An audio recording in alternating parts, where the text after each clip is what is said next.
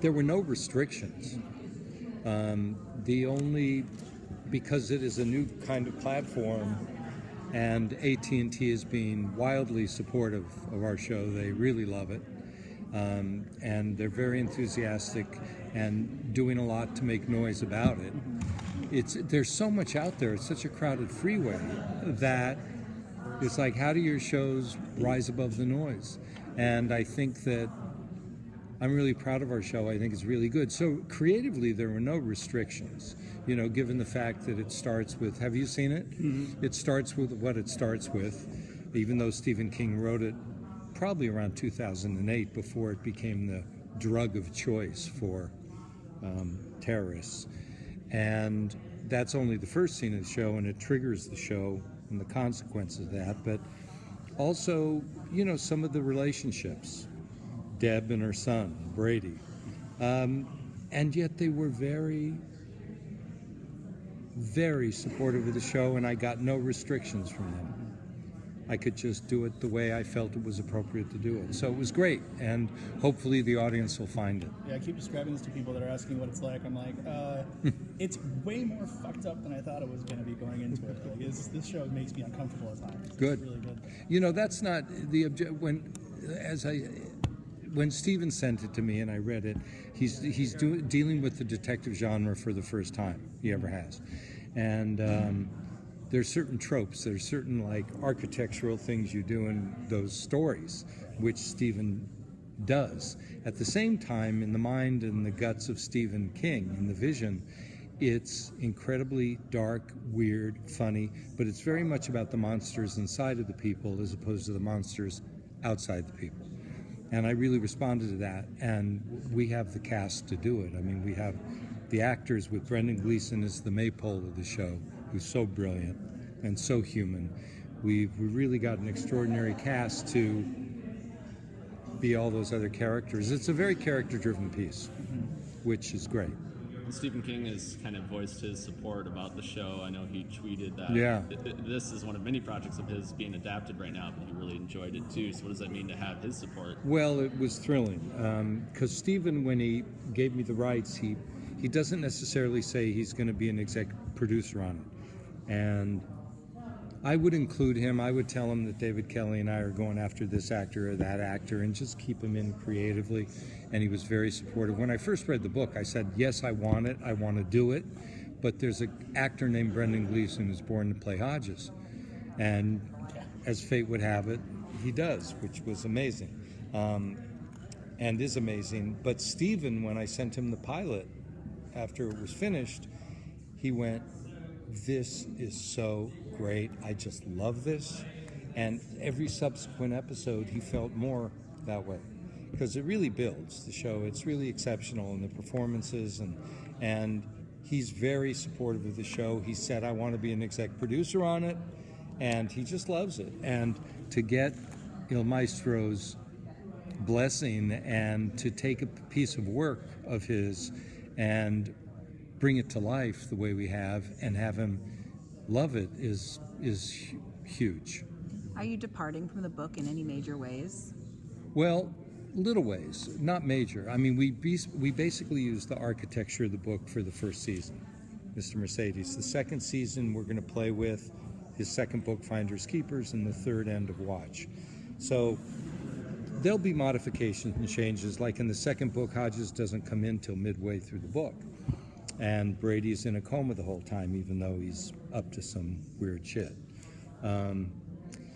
So there are going to be things we're going to be dealing with, and like, for instance, the character played by Holland Taylor, Ida Silver, was David Kelly's invention. She's not in the book. And David felt very strongly and rightly that he needed a sounding board, he needed a neighbor who was a different color, not literally color, but character-wise, different color on the canvas. And he wrote this great, audacious Ida, who tells it like it is and is very sex positive and no apologies, and she's a great foil for Brendan. So it varies in those ways. Some specifics, but not some specifics. And Brendan's character as written isn't Irish, right? No. So is that going to factor in at all? Is there going to be some sort of explanation for why he has the accent that he has? You know, yes. He came from Ireland. Years ago. It's thrown away, but it's made clear that he left Ireland when I think he was 17 or 18 for reasons we don't understand, and I don't think they're going to ever become a major plot point. He just left. Family, whatever it was, came here, became a cop, and that came out of the fact that Brendan, well, David Kelly, first of all, loves the Irish accent. Brendan can do an American accent. But I wanted him to so be this guy and so allow him to inhabit this role idiosyncratically and in every way that I didn't want to be saying, we better do another take because we kind of heard that word that was a little Irish. I didn't want to burden him with that. And at the end of the day, he didn't either. He said, you know, I feel so close to this character, and this character and this man cut adrift in his life with no bearings and just dark water. I really want the freedom to not be worrying about that. So it worked out great, and you watch it, I believe. Have you seen the first four, just one or two? Or yeah, because the first four is going to press. But in any case, I think you very quickly stop thinking about that and the charm of the man. He's a curmudgeon, he's a pain in the ass, he's a dark character, he's screwed up, been a shitty father, and yet you kind of love him, which is great. So just because he isn't here, just tell me what it was like to work with Brendan. It was fabulous. First of all, I was a huge fan of him and his movies. And a few conversations on the phone. And we really saw, I said, I really see this as a character piece. The title sequence is very simple. Him waking up in the morning. I wanted it to have that focus on this guy. I didn't use a fancy score because I didn't want it to be, you know, overly polished. So it's pretty much just needle drops based on what the characters put on and listen to. But Brendan is an extraordinary actor with incredible gifts and comes in very thoughtfully about the scenes and yet very open, which is, it was a great collaboration, and I think it shows. You know, I was just talking to those guys and saying, you know, I just don't see Deb as shockingly messed up as everyone. I see the progression of who, you know, I see the cheerleader and the sweet person and the mother of two little boys and the wife of the high school sweetheart football player that she was a cheerleader of the team and she was regular small town girl. And then, you know, how much luck factors into someone's life story. You know, sometimes you could be everything, a nice person, you know, regular, and then just like life just bitch slaps you into another place where you kind of wake up or don't. In her case, she's so medicated, she's trying to not see exactly where she's landed. The TV is constantly going. She's always a little drunk. The cigarettes are going. You know, in her mind, in fact, at one place in the book and in our show, I say to Brady, you know, you're so handsome and you're so talented, you're so smart, and I would think the girls would drip off of you. I mean, she sees him like, she's so proud of him. He's holding 2 jobs and taking care of them, and she lost her job at the beauty salon, and we find out later how it's just, you know, she's such a mess. And at a point in the story, Deb makes an attempt to get her act together, and I think the audience will really be with her and really root for her. It's an incredibly codependent relationship on both sides. At first, you're thinking, this mother, how could she, you know, incest is just so weird and wrong. And I'm a mom, and I have a daughter about Brady's, you know, I'm Harry's age. And I'm really glad that I don't have a son. It helped me just, you know, not have that dynamic in my brain pan. But Harry was so wonderful. In the first day we shot together, we just felt we just found our way through the dynamics of the relationship, which are they're also he hates his mother, he loves his mother, they're best friends, they're roommates, at times they're lovers, to a point, and it's just. She's an alcoholic, and he needs to go to Al-Anon. I mean, it's a classic codependent relationship. It's interesting too that you see her when we first see her. She's more kind of drunk and kind of hitting on him, and then another episode we see her. She insists that he has a peanut butter and jelly sandwich, and she's concerned about his it. Mom. So it's interesting to see you kind of take on. She's not always the same. It's refreshing to see that in a character. Well, thank you. And one of the reasons why I wanted this part so badly is that usually they want, oh, she's bad. Or she's just the best thing ever. And it's like, who is that person? So she's his mom.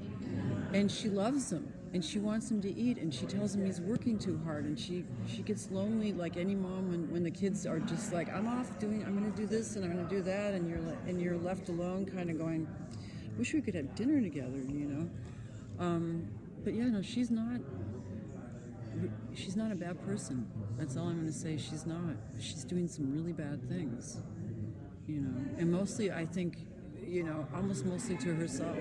But at a point when the world starts to turn on you, you turn on yourself, you start to agree with it. First it's like, why me? And then it's like, I must deserve this. And then you, I guess, medicate yourself to keep that from just killing you, What's it like working with like Jack and David, who they got to kind of really be the spearhead of this entire story from beginning to end? So did you get a chance to really have some input on the character and work with them over time? Yeah. Well, I got cast very early on, and and yeah, I've worked with. I was on Ally McBeal, so I know David Kelly, and I love him, and he's remarkable. Because adapting anything, and Stephen King will tell you, there are good Stephen King projects and Stephen King projects. He just doesn't really, he won't say anything bad. He just won't say anything. He'll just kind of walk away from that. But they all were involved with casting. That was really important to them. Every single person was chosen by the group of them, David and Jack and Stephen. But Jack's just an actor's director, and they're different. I mean, he's done this for so long, and he's got a great team of designers and people around him, and he knows that's all working. And then he spends a tremendous amount of time with us. He's got a great writing staff, great designers, everybody's good, and then he spends the time with us, and we just would have conversations about things, and not a lot. He directs very gently. And for him, I would say casting is probably the number one thing. Robert Altman was a friend of mine. He felt the same way. If you get it cast, then you've solved like 95% of your problems or more correctly. If those people are the people that have whatever that stuff is that you need for that character, then that's a big part of it. But that chemistry is definitely there. So yeah, no, it's a collaborative art form. I mean, for sure. Did you and Harry get a chance to kind of rehearse a little bit together? Because it seems like right off the bat that you have this genuine mother-son relationship. We met on a read-through, and we both knew each other's work a little bit. But we met on a read-through, and I really liked him. And then I came down to Charleston where we filmed for Ohio, and we had a drink the night before our first, bit of work. And I just thought, this is going to be fine. I just feel it's like when you meet anybody. You feel like this person, like first day of school, you walk in, you think, you're all like, who's going to be my friend? And I knew he was going to be my friend. I mean, I knew we were in the same tribe somehow, or we just had a weirdly similar way of looking at things. And he's my friend. It's weird. More than anything, he's my friend, and that dynamic was so important in our story, that there's two people are kind of like two old shoes together, where it's not. We're so used to each other, even though what happens between us is like, what? To us, it's just like part of the day, It's another day in the life of the Hartfields. Yeah, yeah, exactly. We used to call it hanging with the Hartsfields. Sitcom. So, when we're first introduced to the character, she's not looking too great. I mean, you're in your underwear and it's dirty, and at I just kind of, and I'm curious for you as an actor, from an emotional standpoint, getting into that costume, getting into that character, getting into that headspace. How does that affect you emotionally? It affects me completely because I work from the outside in. I'm not an actor who has to do. I'm worked with Sandy Meisner. I'm a very trained actor, but I don't do all this emotional work. Those things inform me as soon as I put my costume on, and I never, they just made me look like shit, and they were always, "You're so brave." So I knew I was looking like crap, which was like, yes, that's the thing. I felt like I put my Deb suit on, and then I knew who I was, rather than trying to be something. I just let it kind of organically happen. Cool. It's a gift of a part, really is. When I read the first episode, it was only 3 or 4 scenes in it with Brady, but the writing and the world and the sort of atmosphere, the tone was just instantly, I was instantly felt like it would be the best part I could play if I could get it. And then I read a bit of the book and got a little more clue into it, and it was just incredible. And then Skyped Jack, and I did a taping for it. I sent the tape from England and got it. But it is a beautifully amazing novel, so well crafted and a real examination of a wonderful different mix of humans living in a kind of normal area in Ohio, and there's a monster amongst them, and he's working on the local ice cream truck. He works in the local electric store. He's the sort of person that you would least expect to be so violent and so destructive. But throughout the novel and throughout the show as well, you start to see his home life, and that's really important. You see his mother, and you start to understand about where he's come from and the ingredients of his life, and he's born with no empathy. This character, he's what a psychologist would call a psychopath. He has no feelings for anyone or anything, and what chooses to calm him down. A different human being might have exercised a lot, or a different human being might have drank heavily. This guy takes pleasure, and something that creates calm in him is creating incredibly violent acts, and that's I think Stephen King is just wonderful at tapping into what scares us, and hitting things on the head often, at the right time, and the idea of, for me, something far more scary than monsters is the idea of the sort of the cul-de-sac psychopath, the kind of suburban monster who's living next door, who people say, yeah, he or she was really calm and normal and nice, and then you hear about one day they killed their wife, and you're like, oh my god, how does this happen? And often reading about it and into the psychology of it, often people who are deemed psychopaths are able to create such personas and such, there's a superficial charm, there's like a real and a charisma often, which is a way of them, using people for who they are. And not all psychopaths kill people. They can just be multi-personality, people who can say one thing to someone and then be completely against that behind their back. There's different levels of it. It was fascinating reading about it and sort of trying to learn and trying to empathise with someone who has no empathy was the challenge, and it was kind of like perversely the best fun I've ever had, but also pretty disturbing and dark at the same time. Was it difficult to find your way into a character when it's hard to empathize with someone like that? The book, that's what's so good about it. You're reading, it's very much like a chapter from Brady's point of view and then a chapter from Hodges' point of view, Detective Hodges, played by Brendan. And so it's great, you really get to see inside these two heads. And I loved Brady. In a weird way, I loved him. And even though he's the most fucking disturbing individual and sort of, horrific human being you could ever wish to meet, he's horrifically homophobic. He's horrifically racist. He literally hates everyone on planet Earth and would like to wipe the whole thing out if he could. He sees through all of any type of way in which people try and create lives for themselves, with family or with love or with work. He sees through it all and thinks it's all just a waste of time, and that we're as one big bang to begin with, and we're all going to go out again. And it's a very nihilistic type of sort of psychology, and it was the book led me totally into that. It's the fact, he's also abused as a kid and had and was almost taught how to get away with murder, literally, as a kid. If you read the novel, you know what I mean.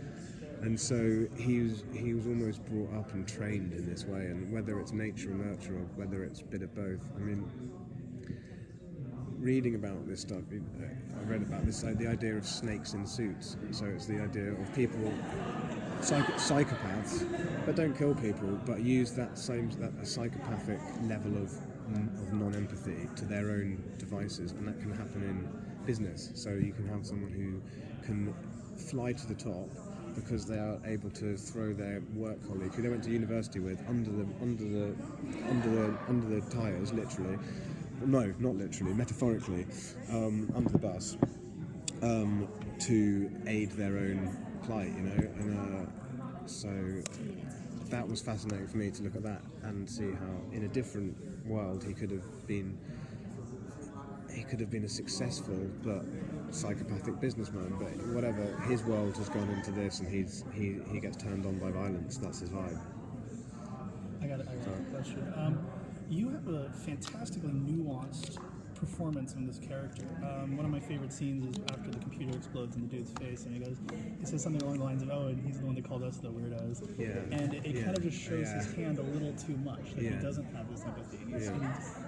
He has this mastermind kind of mentality, but then his mom comes on to him and he jerks off in the stairway, and it's like he loses control for a second. Yeah. So for you as an actor, trying to nail that subtle seeping out of this guy who thinks he's in control and loses it for a moment, maybe shows his hand too much, maybe... It's in the book. It's all in the book. There's moments of... Sorry, go on. What I'm asking is, you as an actor, how hard is it, how many takes do you have to do before you get it right to your satisfaction? Like, how hard is it to get that exact emotion? There isn't a perfect take. There's not an exact anything in any art form, I don't think. It's...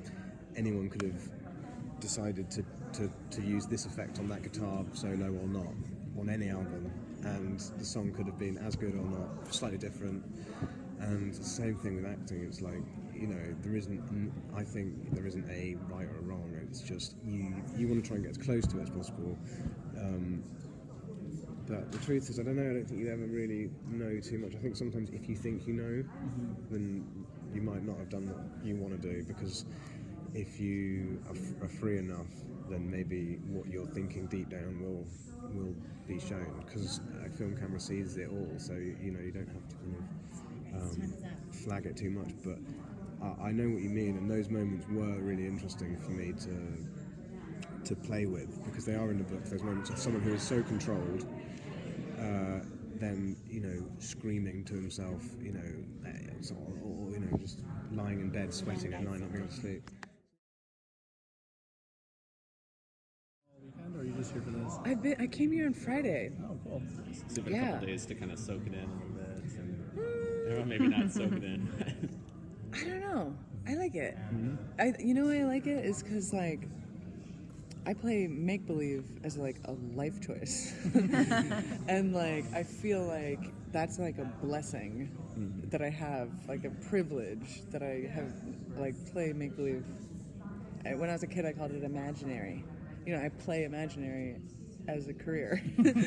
And then clearly that's something that, not everyone makes that choice in life, but you can make it, I guess, for a weekend here, and I walk around and I'm like, yeah, you want to play make-believe? I get it. I know it. So if you're playing make-believe as a career and you can choose anything in the world, what draws you to this particular project that's so dark and must be quite difficult? I like darkness. I think darkness can be honest, and I think darkness is the, a phrase that people use because it's cohesive with light. So if you're talking about dark, then you're defining light, and so it's a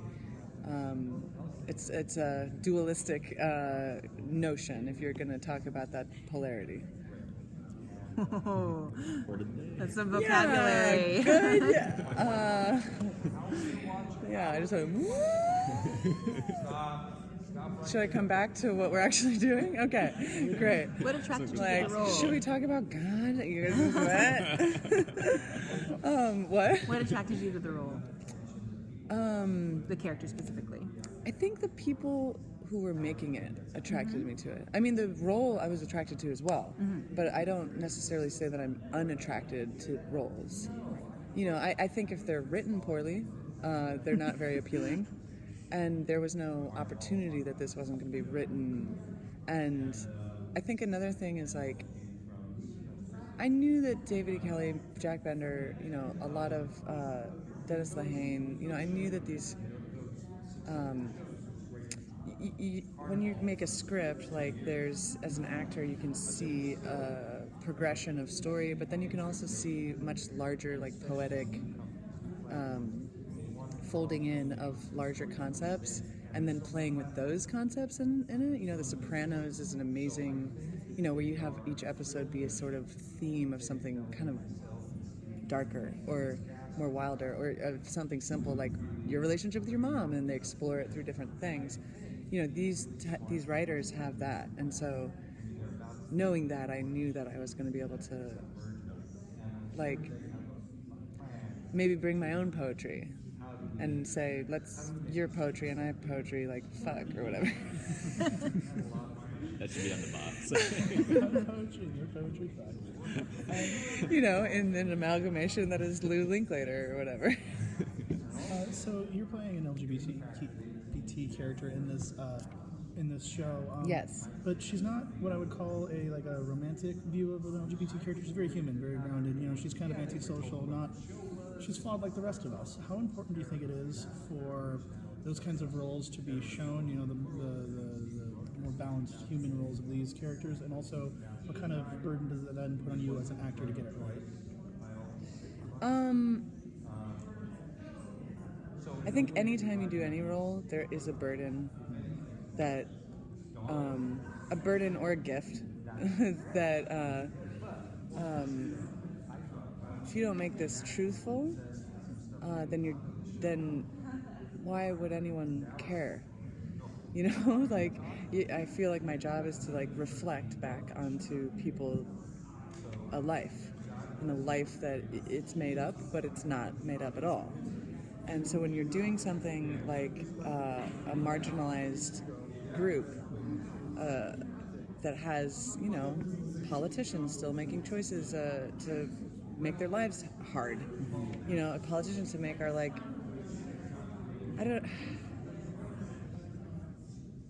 all you can do is make it truthful, and maybe somebody who had an opinion has now gained exposure to something. It's all about exposure. It's either people have garnered resentments or fear of a particular group because they haven't been exposed, or they've been exposed in really weird ways and then taught to be like, oh, you shouldn't have sex that way, which is a really weird thing for any one person to say to anybody else. Or, oh, we won't recognize your love, or we won't recognize you being a full citizen of our country, or, let's take away your rights, let's take away your abilities to represent yourself. There's so many cuts and things that happen, and so I personally live in a world that is kind of queer. Like, the straight people aren't straight, the gay people aren't gay, and I know that that's not, my personal experiences is not, I've lived in Los Angeles. I grew up in, like, my personal experience isn't what it's about. You know what I mean? Like, I grew up with college professor parents in a very progressive town, and I've lived in New York City and Los Angeles. Like, but that's not where this story takes place.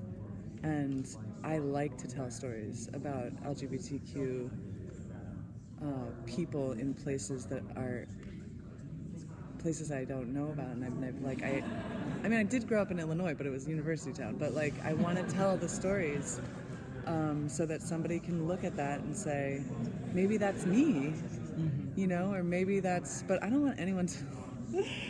I think there's that side of this, for sure, and then there's also the side of like people who work for large conglomerate businesses that treat them badly. Yeah, definitely. And so in mine, it's sort of like this double fold of having like this, you know, people feel like they can just say anything they want to you and treat you any kind of way. And I also play into that. I mean, if you get neck tattoos, if I slick my hair back, I go to work in a particular type of way, I'm goading it. And that, you know, wanting to like bring out the thing that people are thinking of secretly, you know, I want people to like have to meet their resistance. I want to meet people's resistance, and yet, you know, I'm not necessarily a community leader in this story, you know. Well, but you are the only personal Whoa, guys, connection. I don't know if I kept that on track at all. No, that was good. Tied in But nicely, yeah. you're the only really strong personal, well, not even strong, but really only personal connection Brady is really able to form as a psychopath. And you're the closest thing he has to a friend. What do you think it is about Lou that sort of he gets her, she gets him in a way when he doesn't really get anybody? I think I stand by him. I've shown over and over and over again in our friend history that I will stand up for him, and not out of anything that gives me. I don't do it out of charity or sympathy. I do it because I know him. I empathize with being. I mean, he's clearly been abused. He lets people abuse him at our work. He doesn't stand up for himself. I mean, all of the things that would warrant somebody who lashes out. I mean, he's built to lash out, which is like a good, you know, parable about how a society, if you treat people a certain way, you know, it's not on them to be just when they encounter injustice constantly. That is a particular philosophy towards injustice, but not always the one that everyone takes.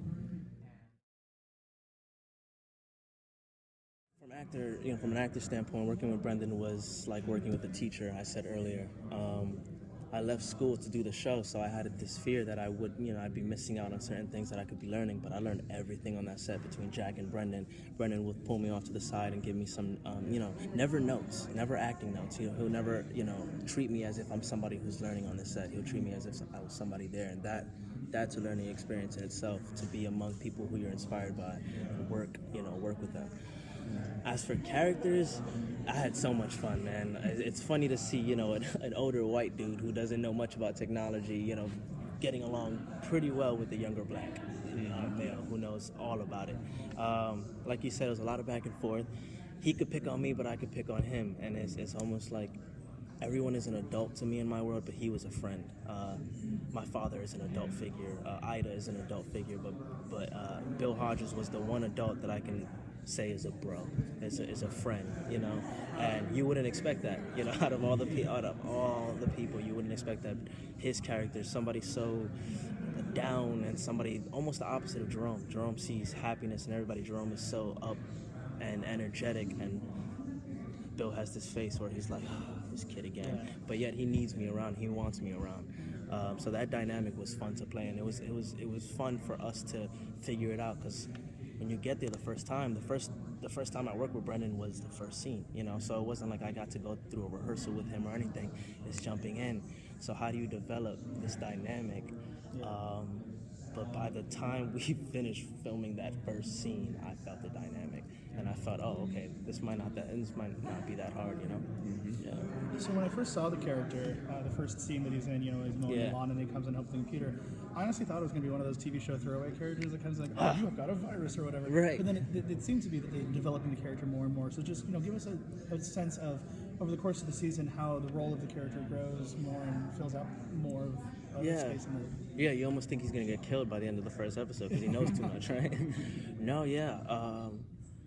It was cool because as Jerome was getting smarter, I felt as though I was getting smarter as well. As Jerome was learning more, this is gonna sound like this is gonna sound crazy. I didn't really read the scripts. I didn't read 7, 8, 9, 10 when we were working on 1, 2, 3 because I didn't want to know. I didn't want to know about what Brady did. You know, if I was reading the scripts, I'd read my section, and that sounds lazy, like, you just don't want to read script. But no, I specifically wanted to read my parts and some of Brendan's other parts, but I didn't look into what Brady was doing. I have no idea what episodes 6 and 7 looks like. I've seen up to 4, so I don't know what 5 through 10 look like at all, which is what was fun playing Jerome, because he's the kid who wants to know everything, but doesn't. You know, he almost knows the least between what Hodges knows and what Brady knows and what the detectives. So yeah, it was fun playing with that idea of actually being on set and not knowing what he's talking about. Like he was at the computer and he's telling me all this stuff, and I'm really confused as to what do you mean? Like, what did you see? I didn't get to see, you know, the morphing of the characters that Brady does. I didn't get to see that, but he has, and he's so distraught. So playing that sort of he knows and I don't was a lot of fun, and you can kind of see it in Jerome. You would think he's a character that goes, but you can see Jerome just continuously get more involved and more into it. Not only involved, but actually driven to try to fix things by episode 10. You know, he's really in it. Yeah. And he's got this like sense of innocence to him too, because he's so new to this world. Like, you know, Bill's got all these years of police law behind him, and Jerome's like this guy who gets very naive. He's going to Harvard. That's his prestige. Like that's where he's gonna be. And it's crazy. You don't think you graduate high school and go through a summer like that and then go to Harvard. But that's the kind of guy he is. You know, he goes with the wind, and life gives him a lot of things to do. Yeah. And he does have, especially when we first meet him, a sense of innocence and joy to him. It's almost like you're playing in a different tone than the rest of this show, which is quite dark. Right. Is that something we're going to see you hold on to as the series moves forward? It's funny you say that, because I watched the first 4 episodes and I'll be like, damn, I'm in such a good mood when that just happened. You know, that all happened, and you cut to me and I'm all like, hey, what's up, man? Which is funny because I mean, I think that's needed in a show that's so dark, is this character who you can feel like when you're watching it, nothing bad can possibly happen. He definitely starts to let go of it. It gets scarier down the line towards the ending of the season, where he's really, really deep in it. He starts to realize it, and it becomes more so not the it's not so. He still has it. He's always happy, and he's always in a good mood. But it's more so seriousness to him. It's this. We're in deep shit here, and we got to get out of it. And it's cool to see that in him, because it's almost like you're seeing a high school student turn into a college student within the season. You know, and that's really happening to him. It's like a coming of age summer, but it's just for him. It's Mr. Mercedes is actually about Jerome's coming of age, and that's it. What I did in the summer You have a thing about coming of age stories. I do. Oh yeah, Moonlight was an epic coming of age story. Yeah.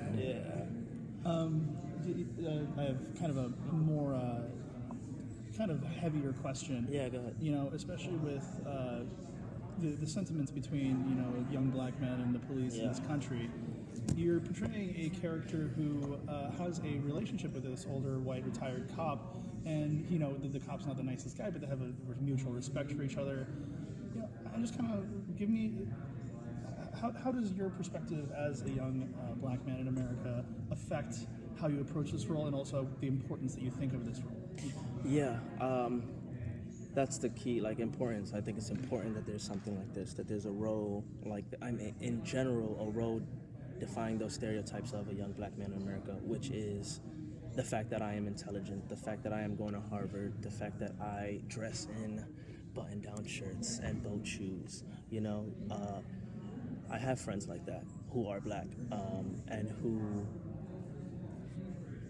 you know what I'm saying, who are smart like that, and who are wise like that, and I love how different it is from the character I played in Moonlight. You know, Kevin, who has this lingo, you know, drops the N-word on every line and stuff like that. Jerome never really says it, because Jerome is somewhat what America would like to call an educated black man, but he is just a black man. You know, he is just an average black man, and it's going to be cool to see. It's going to be cool to see how, I'm just trying to piece this. It's going to be cool to see someone, I played Kevin, and it's going to completely transform over to Jerome, somebody who's completely the opposite, and you wouldn't think he'd bond so well with a cop, but cops are humans as well. I definitely have my feelings towards them, and I have my feelings towards the actions that have been going on in our country, but I also have a love for stories that defy stereotypes and stories that show you that it is possible for us to actually just be humans and not black, white, cop or not, Yeah. I have a lot of fun because I'm always acting with Brendan. I mean, actually, it would be wonderful to act with any of these actors since they're all really good actors. But Brendan Gleeson, we're so sorry he's not at this particular, press event because he's. He is the center of it. Harry is, they are actually equal, but he is a very, it's a very extraordinary role. I'm sad I don't get to meet him. That'd be really cool. But, yeah, he seems like a cool guy. Anyway, sorry. Oh, no. Jack said that David wrote the character of Ida specifically to have in the story. And for you play that character so perfectly. Well, thank you. Was that like getting into this project? Well, yeah. I think they felt that when you go from a novel where people are reading and so much of their own imagination is creating the world they want to create, and then when you go into a movie or film, the creators are making much more of that flesh and making it into a reality. And I think they felt if they made Hodges' world as written into a visual reality, it would be too dark. He would have nothing. He would have no touch of humanity that was not sort of potentially dangerous or despairing. And his life has come to such a derelict end. And he's just going to go rapidly downhill, as we see people do. And I think they wanted to give him a little bit of a lifeline. And albeit a lifeline that he constantly pushes, not all the way away, but he keeps her at a distance. He wants to be left alone, but he doesn't really want to end his life. So she is interested in trying to get him to take better care of himself. She's interested in his company. He's not interested in hers the way she is, but he also assumes that she has a lot to offer, and he's not seeing it, although he starts to at the end. Ida and Jerome are really the two characters who seem to have their lives really together and be relatively positive people. Yes. But it's a really dark show, and over the course of the series, are we going to see you sort of get pulled into that darkness a bit more? I don't know, and I don't know that they know, because Ida isn't in the original book, so the blueprint for her is not preordained. She's going to be in jeopardy. She's already in jeopardy. As anybody close to him is in jeopardy. But I can't see any plot way in which she could cross into Harry's world. And it's interesting for us. We're all here together as actors. We would only see each other in passing in Charleston. I mean, I saw Harry once or twice just to say good morning to him in the makeup trailer. We don't work together, so it's been really fun to be here this weekend and hang out a little bit together. Because it's two separate worlds. So I think she will probably not leave the Hodges world. She'll probably stay in this relationship, but David Kelly is always full of surprises, just like Mr. King. And Jack Bender is very good at making them come true. So I'll find out. I don't know now. As an actor, how important is it for you to be playing this character, this kind of sex-positive older woman? I keep getting these roles. I mean, go figure. I've been very lucky because David Kelly gave me that. I don't know if you know that I played a role for him in The Practice. It was kind of a game changer and made a lot of news because she was, it's like how old I was then, 55 or 60 or something. And she was a very racy, very sexually active character, and not in a ridiculous way either. She had, a young law clerk who was involved with her at his request. So I've played this kind of role for David before, where she's a sexual character and not ashamed of it, not holding back. I don't know, just lucky I got this kind of part. I did On the L Word, same thing, and a couple other things I've done. I get to play these racy characters. Were you a fan of Stephen King before coming on this project? A fan in the sense of full of admiration, but not in the sense of a steady viewer, because I don't like the genre. I don't want to be scared. Some people eat it with a spoon. They want to go and be scared out of their wits, like the kid who wants to ride that roller coaster again and again and again. I get scared. I genuinely get scared. I have nightmares. I already have nightmares in my life. I don't need to have them now. So I don't know all of his movies. I know Misery, of course, and The Shining, principally. And I read Mr. Mercedes. He's such a great writer. Yeah, he's a great writer of character. So you get so instantly absorbed.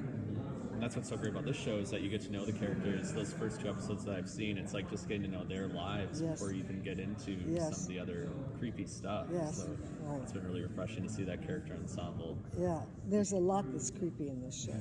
It's really deeply creepy. And as the character who was invented for the TV show specifically, do you feel that David's writing it to your voice specifically, and you have some input in sort of developing who she is? Well, I don't have that input in the sense of making suggestions to him, because I wouldn't presume.